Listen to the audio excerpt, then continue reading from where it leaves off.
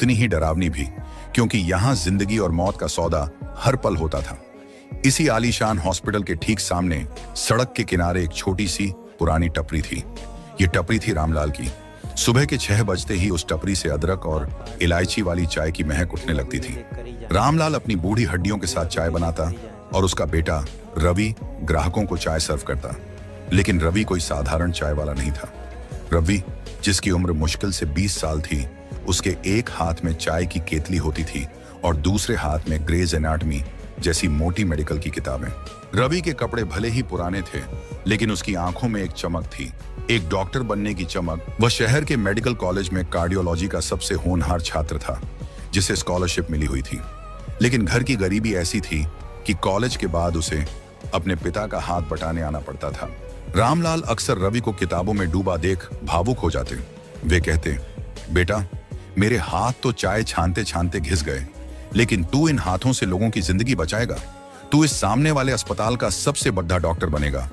रवि मुस्कुरा देता, जरूर पापा, एक दिन मैं उस हॉस्पिटल में चाय देने नहीं, इलाज करने जाऊंगा। लेकिन उस दिन किस्मत ने कुछ और ही तय कर रखा था। दोपहर के 2 बजे थे। सूरज आग उगल रहा था। अचानक शहर का माहौल बदल गया। हॉस्पिटल के गेट पर सायरन की गूंज सुनाई दी, लेकिन यह एम्बुलेंस का सायरन नहीं था। यह पुलिस और प्राइवेट सिक्योरिटी का काफिला था। काली गाड़ियों का एक लंबा रेला हॉस्पिटल के पोर्च पर रुका।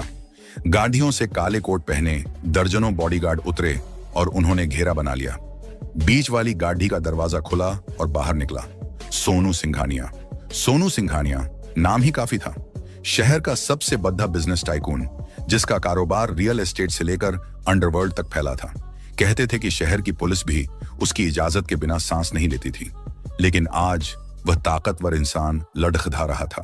उसका चेहरा पसीने से तरबतर था, बायां हाथ सीने पर जकड़ा हुआ था और उसकी आंखों में वह खौफ था जो उसने आज तक दूसरों की आंखों में देखा था, मौत का खौफ। जैसे ही वह रिसेप्शन की तरफ बढ़ा, वह अचानक जमीन पर गिर पड़ा। Sir, sir! उसके बॉडीगार्ड्स चिल्लाए। पूरे हॉस्पिटल में भगदड़ मच गई। स्ट्रेचर दौड़ाए गए। हॉस्पिटल के डीन डॉक्टर खन्ना, जो शहर के माने हुए कार्डियोलॉजिस्ट थे, अपनी टीम के साथ भागते हुए आए। सोनू सिंघानिया को तुरंत इमरजेंसी आईसीयू में शिफ्ट किया गया। रवि, जो बाहर खड़ा हुआ, यह सब देख रहा था। उसके कान खड़े हो गए। उसने मेडिकल की पढ़ाई की थी। वह जानता था कि जिस तरह से सिंघानिया गिरा है, वह कोई मामूली हार्ट अटैक नहीं है।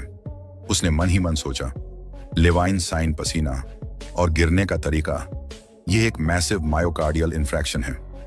अगले 1 घंटे में हॉस्पिटल के बाहर मीडिया का जमावड़ा लग गया। हर न्यूज चैनल पर ब्रेकिंग न्यूज थी। सोनू सिंघानिया को दिल का दौरा, हालत